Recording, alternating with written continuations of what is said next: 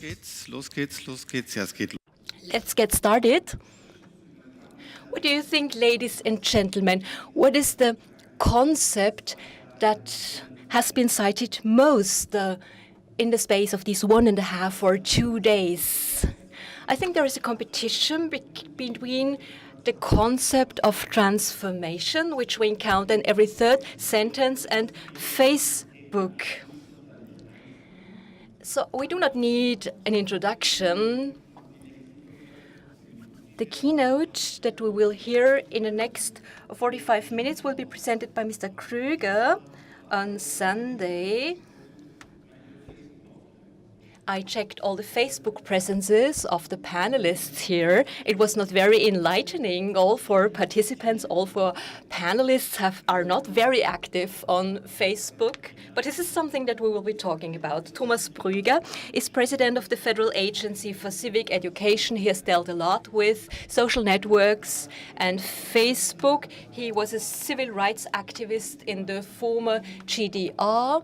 He was Senator for Youth Affairs in Berlin, and now he is the president of the major political civic education organization that we have in Germany. And I would like to give you a little hint, especially for those of you interested in Eastern Europe, the Federal Agency for Civic Education. You can check it out back there. They offer Euro topics or Euro topics in German on a daily basis. They provide press review covering topics from European newspapers, from many Eastern European newspapers, and this is highly interesting. Mr. Thomas Krüger would like to give us your keynote.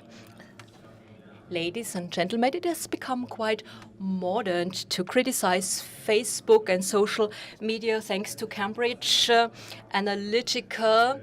The data monster has risen its ugly head. But before already we knew that digital data traders and Facebook hold the key to political manipulation. Digital monopolists are just focusing on money.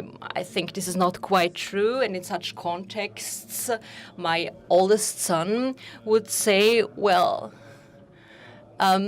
that's a shame. And even in the analog age, a lot of money was made with media up to this very day, and we've heard excellent examples of this. And it's not quite new that companies earn their money with the cannibalization of existing economic models. What is very interesting, and I think this is the special thing that we should focus on here, is that we have made a data monster, that we have fed the data monster from publishing groups all the way to public institutions. There is the motto that we have lived up to the communication promise to communicate with everyone, and this promise was sugar-coated by the fact that we were lured into communicating with everyone and paying for that in a new currency, the value of which is woefully underestimated, which is our personal data. And I would like to stress once again, we're not talking about something extraterrestrial coming down. We have made a pact with the devil, and now we have come to see that we have encountered major problems. For our discussions, I would like to formulate 4 tenets, 2 options, and 1 prospect. Facebook is a highly undemocratic communication machine. It doesn't know any contradictions.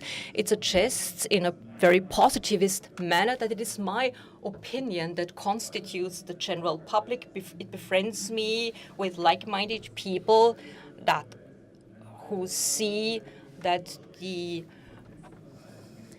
brave new world is opposed to an analog world that has to be combated, and it contributes to the delegitimization of contradictions as part and parcel of libertarian democracy. But democracy is fed by the fact that We have opposition without challenging minority positions. Second tenet, Facebook uses the grammar of agitation of propaganda. What is being promised and realized is a world that always agrees with me, but instrumentalizes me systematically without giving me the feeling to really have to pay. Enslaving personal data can be seen as a kind of neo-colonial practice in the guise of an ideal world. A dystopian world becomes discernible. Thirdly, democratic procedures are characterized by the fact that from the public checking of positions, opposition is engendered, and for this we need transparency of positions. The old media had taken on the functions of guards, and they are challenged in a pejorative manner, and the algorithms of social media have become intransparent, and they shy away from being checked on publicly, and they also do not take part in controversial discussion. Intransparency takes enlightenment away from social media, and for this the user is provided with a gift. There is always agreement on all the topics. There is no such thing as pluralistic public. The social medium in reality remains individual, because what is social is only what moves in my individual bubble. Fourthly, as a global data monopolist, Facebook is still an American, a US company. In the case of putting national security in danger, the political executive force in the US can ultimately obtain access to the collected data and has a mega power on millions of snippets of data. If you read Trump's America First as a declaration of war as regards the rest of the world, we see a scenario that can be seen as a new form of surveillance and data colonialism. What do we do with these insights? Two options. Firstly, there has been the claim as to an alternative Facebook ensuring democratic standards, a collaboration of publishing groups and public law media in order to introduce liberal democracy rules and ensuring them. If this will happen, well, this remains to be seen. I think it is more probable that the old media brands themselves place social media around them, and we heard of an excellent example some minutes ago. Second option, there is the possibility of regulation by way of political action. Very active regulation policy could ask the question as to the ban of monopolies, the introduction of a news quota, information on transparency of algorithms, regulation of questions as to micro-targeting, civic participation in elections. This would constitute a possibility, obligation to interoperability, and even if this is very contested in individual cases, there are many options for regulation that could be used that we should not lose sight of. Just a last sentence, but we can also, of course, delay this prospect to the future.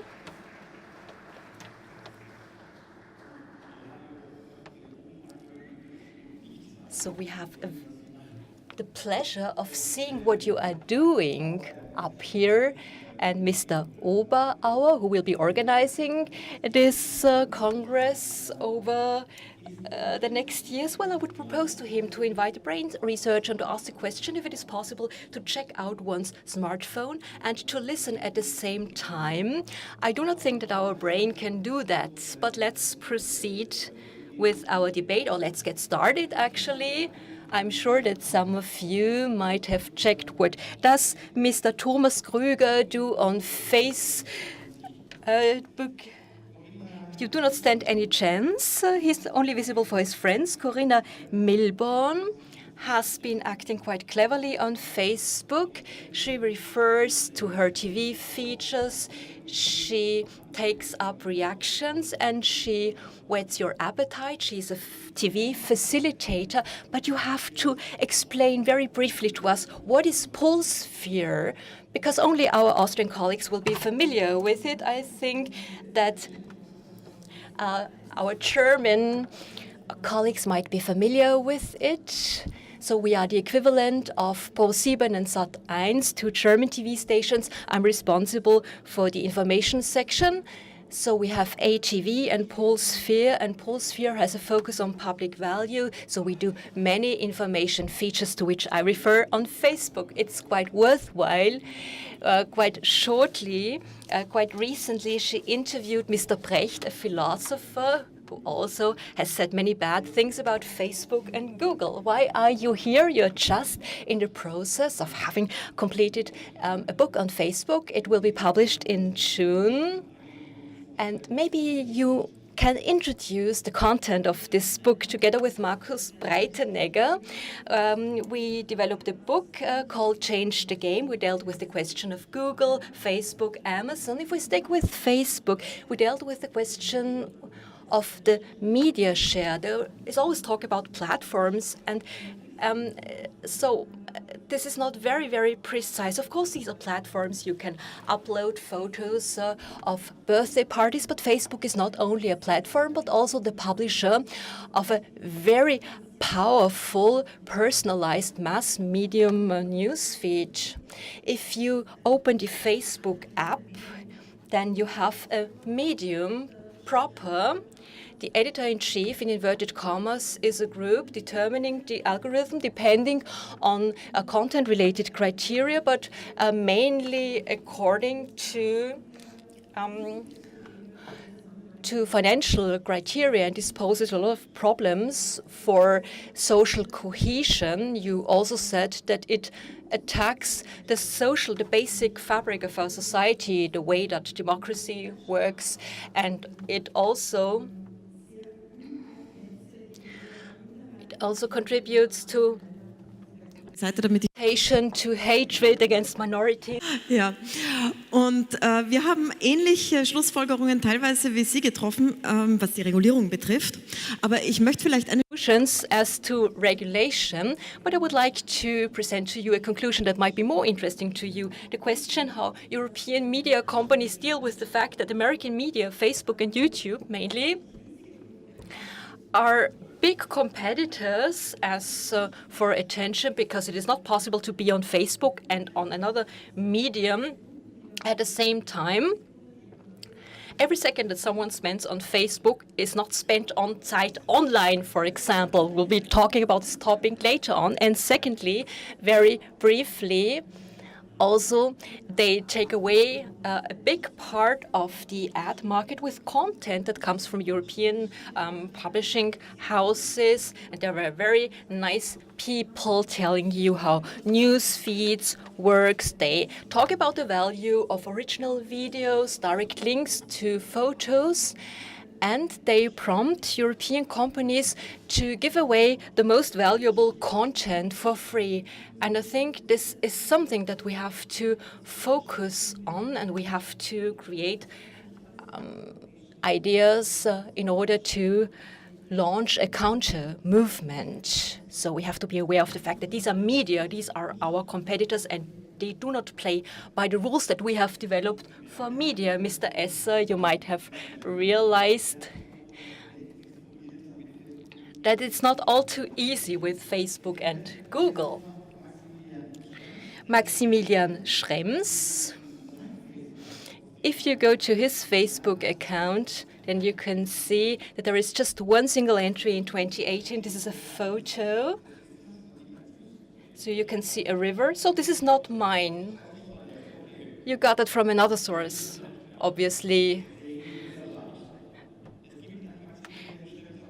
There is a Maximilian Schrems. So there is a Maximilian Schrems profile. Not the Facebook type. Great. If you check on the internet, we can find information by the Süddeutsche Zeitung saying no one bugs Facebook more. For 7 years, he has been dragging Facebook to court. So we started several privacy procedures against Facebook. Structurally, we have the problem that they do not stick by the rules, even with the general data regulation. So this is something that we cannot play along. And if, as a European company, you stick by these rules, you have a problem with that. And this is something that we dealt with. But if I may tie in with what you said, what is very interesting is to break up the monopoly. I think in Europe we would have a very, very nice and elegant approach to it. In terms of liberalization, we have open standards on the gas and electricity market. We have developed best practices and standards, and we have not done this on the internet.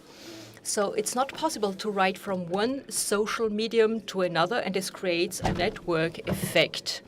And this keeps people at Facebook, and these are things that could be regulated very nicely without intervening into the market. It would be very nice to have an open interface and to see what the market does. And I think the market would move a lot if we would do that. And what is very interesting in terms of regulation, we take a close look at privacy, data protection very often. This is the precursor for micro-targeting. And currently we have the problem that we have all the rules in Europe that cannot be enforced. And we have created an association helping with the enforcement of these rules. And they also sue people. Yes, we have initiated several legal proceedings, also in the framework of our association, and we are going to start the first complaints on May 25th. The first thing that we want to look at is mandatory consent, because companies are no longer allowed to say if you use Google, you have to achieve automatic consent that other companies might not have.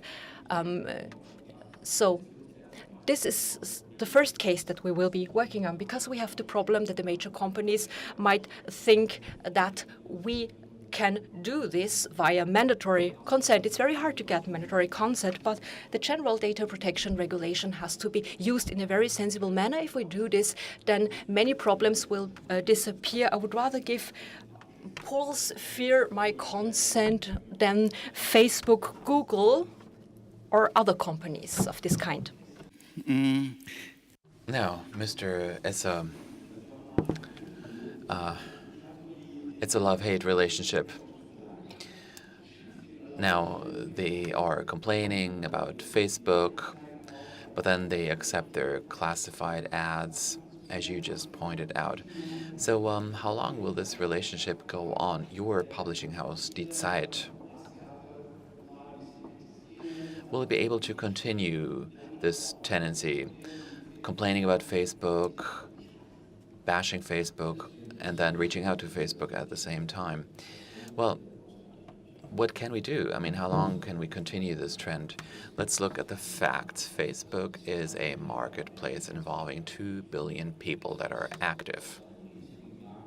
It's a huge marketplace out there where people communicate. There's a lot of joy. There's a lot of information that's exchanged.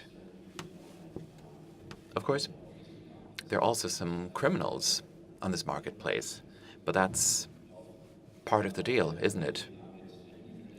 Well, you talked about Facebook as an evil empire, the ugly face of Facebook.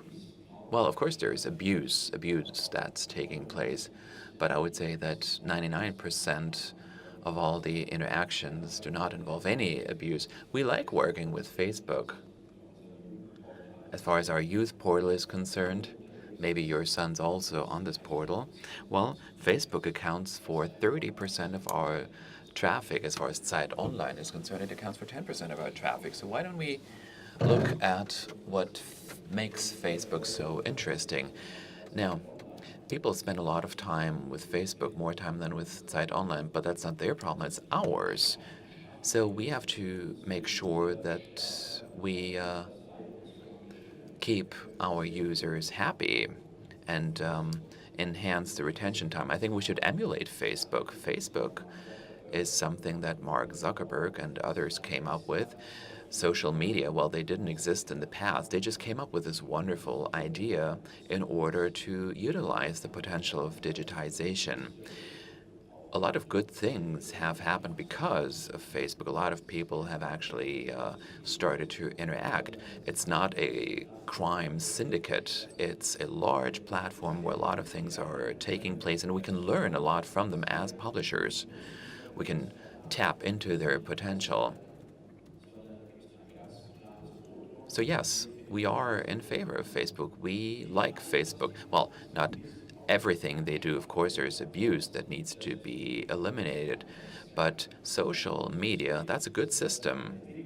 Of course, things are evolving. We need rules and regulations. Yes, there is antitrust legislation that needs to be implemented if there is any type of abuse. But social networks, social media, well, that's a good thing that I think as publishers we can learn a lot from them. Let's continue to talk about money, which is also your job. Your readers, your journalists, and some of your advertising clients, well, they bankroll Facebook. But that's really money that you don't have as a publishing house. Well, so what? We have to just become better. We just have to improve. Well, this business model is very profitable. Yes, a lot of pressure is put on us, but that doesn't make this business model bad. Wanting money from Google is not the right thing. Google accounts for 30% of the traffic, and that's free of charge money. And then we want to get money from Google, but I don't see any legal argument for that. Ms. Milborn, well, you're saying it's a platform. There are a lot of positive aspects, but we shouldn't lose sight of the fact that Facebook operates a medium. What we're facing is a media revolution, and we know that there is a huge destructive potential there. We know this from flyers. Just think about the 30-year war. Just think about burning witches on the stake. At the time, defamation was used as well. Well, radio used to be a very important medium for fascism and National Socialism in Europe. Well, we have developed principles for all of these media revolutions, and that's why we cling to a principle, not just us, but everyone. Now, publishers are responsible for the content of a given medium. As far as I see things, we have failed to do one thing. Facebook does not assume responsibility for the newsfeed, and that's why it's possible to incite hatred there. And this is alarming. There are other countries, such as Myanmar and the Rohingya refugees. Well, there's a genocide going on, so and that is, it has been fired by this incitement traitor. There's hatred, there are lies, and algorithms make sure that these instances of hate speech are ranked very highly, which is alarming. Well, you're saying it's platforms and we use them and we can benefit from them. Well, yes, but I don't buy that because this frenemy strategy actually didn't work. So as a European media landscape, we give them more than we get in return. Just look at online avenue revenues and the increase of revenue streams. Well, a lot of people depend on them. Last year, 95% was accounted for by Google and Facebook if you disregard China. But this is not my main issue. Now, private television, well, they actually took the most money away from newspapers, not Facebook and Google. Well, I don't begrudge you that model. It's a business model, so why don't you take money from us? That's the way the world works. We do not live in a regulated economy. No, we live in a super regulated economy. I have to come in here. I have to pitch in here. I have to abide by very, very strict rules in private television, which is good. Now, I can't mix up news and advertising, which is good. If it's a political type of advertising, if it's a political message, I need to say that. So it's a market economy, but everyone should abide by the same rule. But there's a player out there, which is one of the most powerful players, the most powerful organization in history, more powerful than China or the Catholic Church, and they don't abide by the principles that we have come up with, saying that this destroys our business models. Well, sorry, Facebook, your business model might be the wrong one. What you have to do is you have to hire not 20,000 people, but more people that actually sift through the news feed, not the platform. So a medium that's been put together requires an editorial team, and one of the largest corporations in the world had better afford this. Let me come in here. I'm always involved with Facebook discussions, but there's social media as a technology. Yes, no problem with that. But over and above that, we've got the Facebook algorithm that you should criticize a lot. The question is, do they assume responsibility for this algorithm? I don't think that they just want to improve the world and connect the world. Well, that's their image problem that they face in Silicon Valley. They say, well, everyone will love each other because of Facebook, but at the end of the day, everyone votes for Trump or the right-wing extremism. So obviously, there's not so much love around there, because of the things that Corinna just mentioned. But then, of course, there's another question: what's a medium and what's the commercial aspects? It's two different things, and everyone just talks about Facebook and doesn't differentiate things. And I think it would make sense to differentiate things. Well, how do you do that? Well, a lot of things have been mentioned here. So there's a monopoly provider. Facebook, social media, well, that's a technology which is neutral, which could be good or bad. But then the algorithms used for these social media, well, they can be programmed really, really well, because opposite views may also be provided for, or there's a focus on profits, meaning I just get what I want. Now, back in 2005, I was an exchange student in Florida, and I didn't really know what Fox News was all about. Why would I actually watch this nonsense? But of course, advertisers want this because people want to learn more about the bad French people out there, which means that advertising revenues go up. So that's different from the algorithm, of course. I think this is a witch hunt that we're seeing here. I think that this is a writing on the wall. The Rohingya, now the atrocious crimes that are being perpetrated in Myanmar. And you're saying Facebook is responsible for this, or Facebook's responsible for Trump, who no one likes here. So you're saying that Facebook should be held accountable, as well as Cambridge Analytica, or the Brexit. Now, for all the evil out there, you're saying that Facebook is responsible for all the evil out there. Well, I didn't say that, says Max Schrems. Well, that's the underlying message. Well, the Rohingya was mentioned by you. No, I said it played a key role there. Let me please finish what I wanted to say. Well, that may be true, but you also mentioned Fox News. Now, Fox News, of course, is watched by millions of Americans, even though I don't like this network. You also watch it when you were in Florida. Now, Fox News and Cambridge Analytica, well, who is responsible for Trump's election? Who made sure that Trump was elected? Well, I think there's a factor of 100. I think Fox News is really more responsible for this. Well, people talk about private television a lot, and they say a lot of rubbish. Now, Facebook is considered the ugly face of the world, but this is just a writing on the wall. Now, there are several causes, of course. If it just were Facebook, well, we wouldn't be right. But Facebook is one of the influencing factors. Fox News, well, they just voice one view. Well, Facebook doesn't want Trump, but of course they abuse the system in order to engage in micro-targeting and make sure that everyone thinks the same way about politicians. Now, does this make sense? Can you regulate this? Is this a problem for society or not?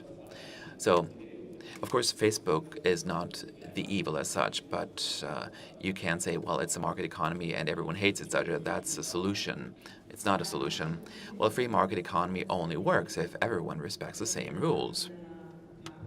In a market economy in which you have monopoly structures, monopoly players that do not abide by the same rules because we have not created them, well, things may go awry. That's where market economy principles don't work. That's why we've got the monopolies, and that's why we're facing the problems, because of the sheer size. So I think they better respect all the rules out there, right? Well, thanks very much for defending Facebook. We try to reach out to the Facebook people. Mr. Obau, of course, tried this very hard, but 2 days prior to the event, they turned down our invitation, even though we had sent out an invitation to them. Well, we had this discussion last year. It's difficult to get hold of Facebook people. So that's the difficulty that we're facing. Well, it's a large organization out there.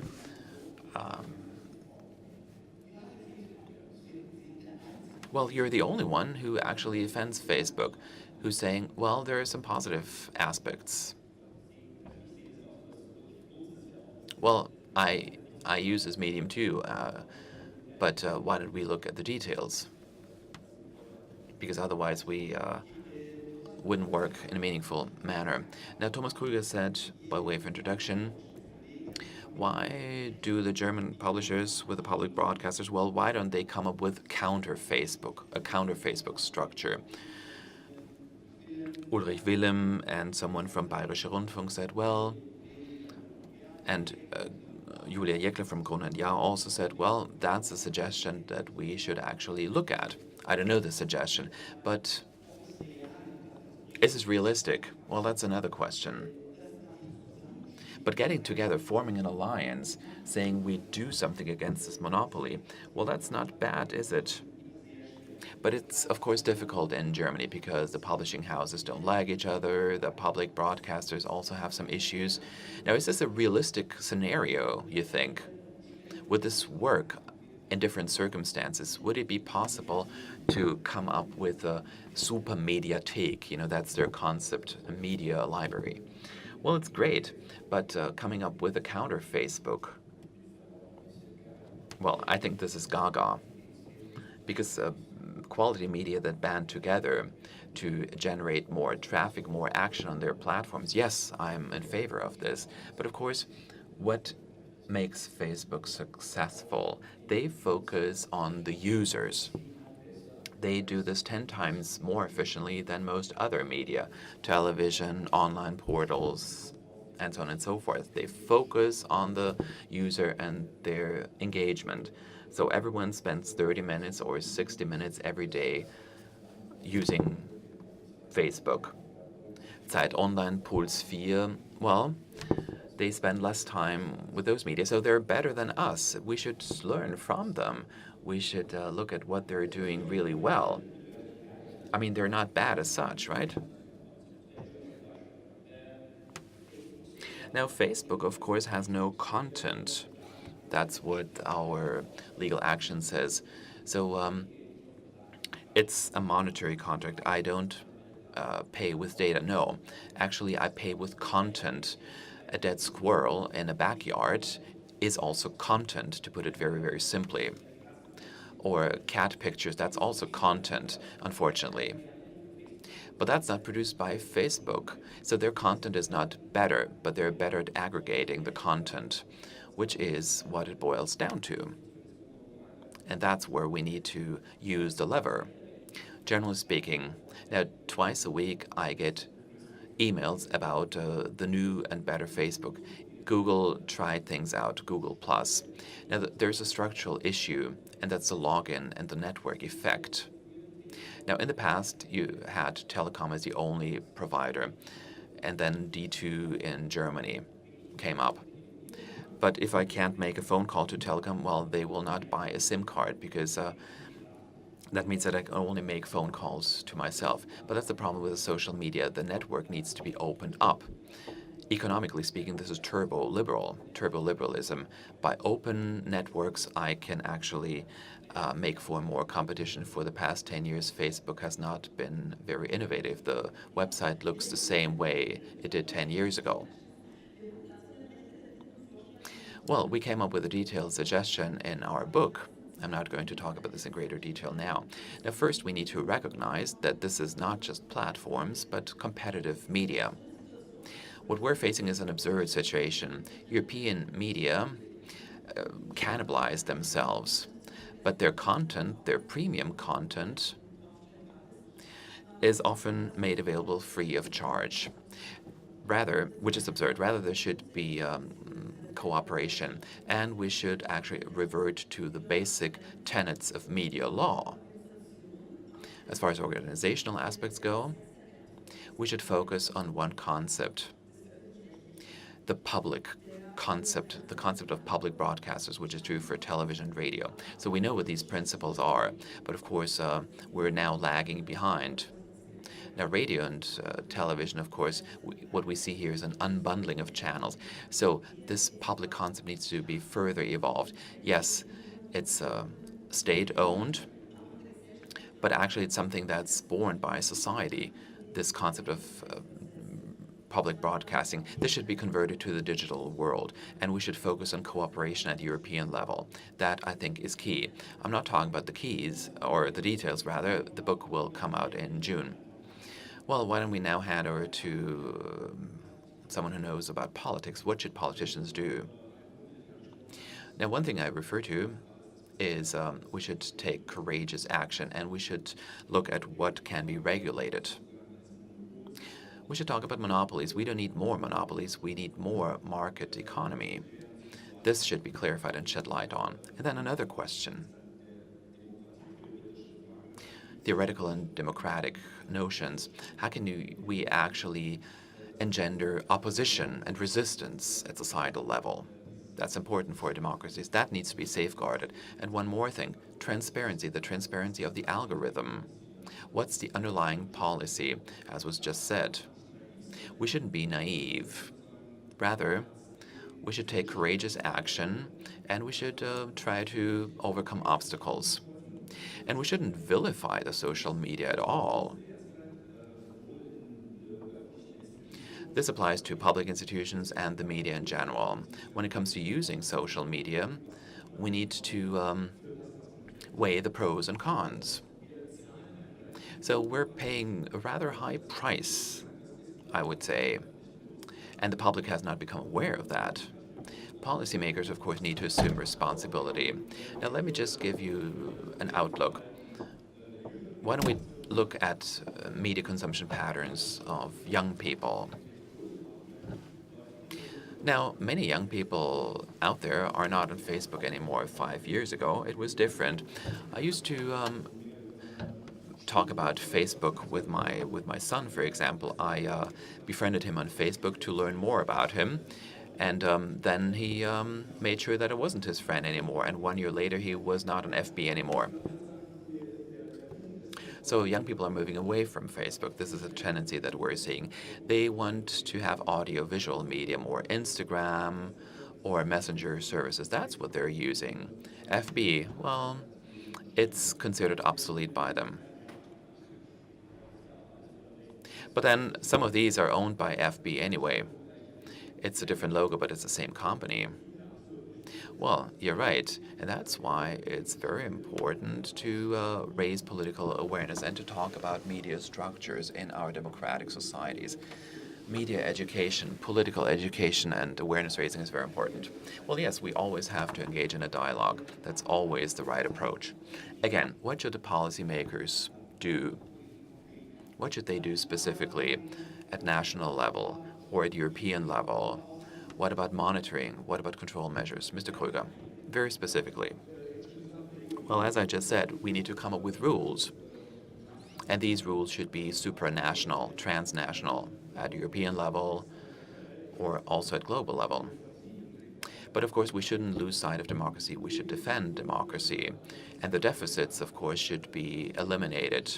Whenever the rules of the game are not abided by, we should take action. There should be transparent algorithms. We should avoid monopoly structures. I think these regulatory steps are necessary. And they would socialize the social media. That would be the upshot. Well, that's what happened in 1949 when we came up with our basic law. The public broadcasters and the private media were emerging. And of course, now things are a bit different, but we should think of comparable systems. Do you agree? Well, I do, actually. Now, what's also interesting about the algorithms is that the general data regulation didn't cover that. You know, algorithms and how do they work. No agreement was found there. we need more than transparency. Transparency is good and well. It's what the industry is saying. They're saying, yes, we put a label on this, but please go on the way you have. But then aren't there some things that we don't want? It'll be very difficult to turn this into laws and regulations. But that's really the hot potato that you must grasp. Now in Austria, we have private media regulations also pertaining to the share of news. I think it's 6 minutes in private radio, right? So why can't FB be told, well, 10% of the news feed has to be news?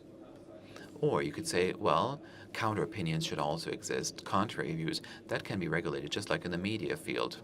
That would be interesting. Well, that exists in Germany, right? So some regional news shares need to exist, 5 minutes every day, for example. So there are some rules pertaining to this. Well, you've got the regional media bodies in Germany. Well, print is regulated less, of course. Television is something that everyone has in their living rooms, right? And that's why more stringent rules came about for television. Of course, you can regulate, but the new media, of course, need to be regulated as well, or differently, because they also have a very direct impact on our opinions. Of course, you could and you should regulate, but you should do it at European rather than national level. Now, Mr. Isa, you are a networker, right? I mean, what do the publishers do? Well, they're all driven by their vested interest. You've got lobbying groups, you've got stakeholders. It's not people that fight for the common good. They fight for their members and their vested interests. It's lobbyists. Often these arguments are advanced. So if you spend a lot of time on Facebook, you spend less time on other media, and that's why we're against Facebook, some people are saying. Now, Google, of course, what about the classifieds? Well, they could emulate Stepstone and the Springer classified ads and the real estate ads. They could emulate all of this. Springer, that's why Springer is against Google, but has reached out to FB. It's all about vested interest, and that's why it's not relevant for me. But there's one more aspect that we should elucidate. Just look at what FB is doing. Now, every 2 years, of course, they come up with apologies. Okay, sorry about this, sorry about that. We're going to improve. We're going to do this and do that. But just look at the past few days, Facebook. Well, there's now a new setting, and that's delete history. So every user is able to delete their Facebook history. And that's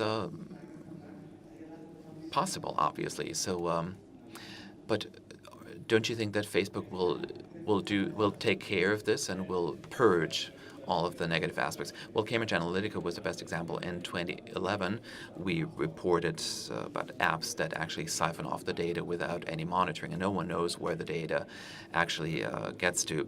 We took legal action. Then we talked with Facebook, and they said, well, everything is legal, everything is above board. 6 years later, Mr. Zuckerberg needs to apologize when talking to members of the American Congress, saying he didn't know that. Well, I was a 23-year-old student at the time, and I found this out over a bottle of wine. I took some legal action. Well, they knew as well, of course, but they didn't want to take any action, of course, quite deliberately. So we have to understand this. We're also doing this at European level, but not as aggressively. Now, when I was a student in Silicon Valley, everyone said, well, how much does it cost to abide by the law or to break the law? Will we ever be charged? And what about our market position? Can we enhance it? What's the reality out there? Well, if we don't take drastic actions such as the general data protection regulation and sanctions, well, it makes no sense for Facebook to actually abide by the rules at all. And that's what's interesting about Silicon Valley. Some people are saying we don't abide by this. Well, interesting developments are going on. Data protection, media regulation is necessary. A lot of people are saying, well, the question is, well, how do you make sure that there are effective sanctions? So it's a European problem. We're not doing our job. We shouldn't blame the U.S. That's where we should take action.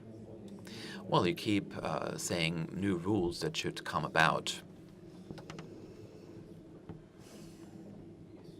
You also mentioned the General Data Protection Regulation. There is a law that Minister of Justice Maas introduced a year ago in Germany, saying that whenever someone is vilified on Facebook, that this needs to be deleted. Well, a lot of people are waiting for this. They're sifting through the feeds, and they are busy eliminating those things, deleting those things. So things are taking place. There's Ms. Weidel, a representative of AfD, German right-wing extremist party. Well, he was also a member of the German Bundestag. Well,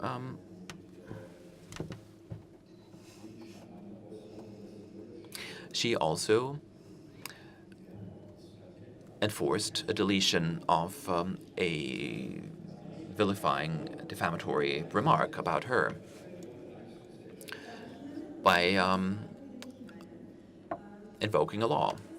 Well, that's host provider regulations. Things are published, and then someone complains, and then deletions take place more quickly. But it's published, okay. But whether it's private bullying that leads to suicides or political developments, well, things are spread, and you can't catch up. There is, for example, the legal proceedings involving Eva Klawischnik and the European Court of Justice, which is quite similar. Now, this is very different from the media. As far as media is concerned, the publisher is responsible for the content before the content is published. And we've developed this principle because otherwise major problems would have arisen. Wars have been started and major conflicts have arisen. That's why we developed this principle. Just like principles regarding public broadcasters, we don't have to invent or reinvent the wheel.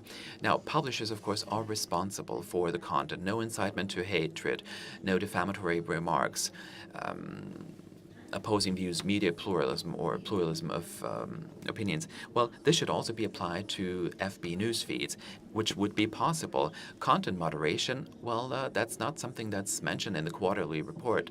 Not any information is contained there. It's a tiny amount of money in the Facebook budget. Well, I don't think that this is possible. Just look at Zeit Online. People can post their comments. Every week, there are several hundreds, thousands of people that post their comments, and all the comments are read by someone, all the comments that are posted, which is actually quite expensive. Yes, it comes with a price tag. But most comments are posted, and then they are deleted after they've been read. So they're displayed, but then they're deleted if they contain dangerous information. And the same thing is done by Facebook. Well, technically speaking, it's not possible to report this on Facebook because normally I don't get to see the timeline of another person. User A posts something and shares it with user B. Then these things get shared with 500 users, but part of them are public. So as an affected person, I cannot report these cases, and Facebook says that I have to nominate each post individually, and this would drive me crazy. But don't forget about the thousands of users on the affected platforms. If I, in Austrian dialect, use a defamating remark, then you, as a German national, might not understand it. So this regulation is utterly absurd. And the same goes for taking down nude content, for example. The problem lies in the fact that this costs money. You invest the money, and in Austria there's a lot more posting going on. Facebook has much more money than everyone in this realm, but they don't invest this money, or hardly invest this money, when compared to the plethora of information that is being posted. I think we are very clear about the problems. We were not able to find a solution, please provide us with a prospect as to the future. What will be the situation in 2 to 5 years' time as to Facebook? Thomas Krüger has the last word. Last year we discussed about Facebook, and I'm sure also next year probably we will continue to discuss about Facebook. It's an eternal topic. It will remain that way. What will be the situation in 2 to 5 years' time? I hope that we will be able to differentiate by then what the problems are, and that we will be able to enact enforcement, because we are very great when it comes to complaining in Europe, but we have to also take action in order to solve these problems. I think it's very important to enforce the laws that exist, and then we have to look at what makes silicon companies that successful. And I think we should focus on the take-home messages here. Thank you very much. I think the existing principles should be translated into effective laws. This goes for media law, this goes for antitrust laws. This is not very well applicable. So these regulations have to be updated and have to be enforced at the European level. What actually happens? Not what should happen, but what happens actually. So you want a prospect. Well, the negative prospect would be that all except for the big brands won't disappear because they cannot make money anymore online. So this would be the negative perspective. If something happens, and we hope that in 5 years' time, European media, together with the public law systems, will have joined forces in order to bankroll the situation and to find competitive products. In 5 years' time, I'm quite certain that there will be new topics that will be dealt with, new offers will have been made on the internet. I think the decisive question is, so we should get away from naivete. We should correctly enforce laws, and we should also invest enough in media education, in analogous discussion in schools in order to develop critical awareness for media use. Will this happen? What do you think? I think there are some providers that promote these concepts. We think that it is very important for the future. So this was a very, very nice, vivid discussion. I would like to thank Mr. Esser, who has to get his plane, and I hope that next year we will have a representative of Facebook. This would be quite interesting. Thank you most cordially. Thank you very much for your patience and for your kind attention.